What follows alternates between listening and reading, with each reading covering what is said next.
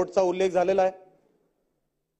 आज कोकणामध्ये आम्ही किनारपट्टीची आमची सगळी मतदारसंघ, अध्यक्ष महोदय आपणही कोकणातून आहात, या सगळ्या किनारपट्टीच्या मतदारसंघामध्ये पोर्ट आहेत, 100% आहेत।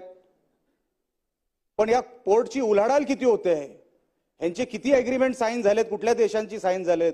आज जेव्हा आम्ही पोर्टच्या दिशेने जातो, पोर्ट बघतो, ते कस्टम ऑफिसर तिकडे बसलेले असतात, पण आपल्याला जसं मी सांगितलं फक्त उल्लेख नाही तर खोलात जाणं गरजेचं आहे।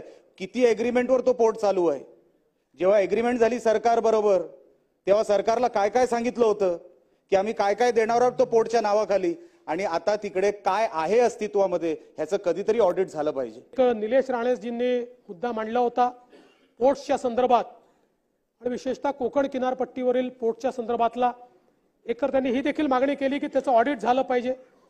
निश्चितपणे मागच्या काळामध्ये हे सगळे पोर्ट्स आणि त्यासोबत 700 पेक्षा जास्त लँडिंग पॉइंट्स आहेत, या लँडिंग पॉइंट्सला कसं मॅन करता येईल या संदर्भातला एक आराखडा आपण तयार केलेला आहे आणि त्यातनं अधिक सुरक्षित अशा प्रकारचं वातावरण कसं तयार करता येईल हा आपला प्रयत्न आहे।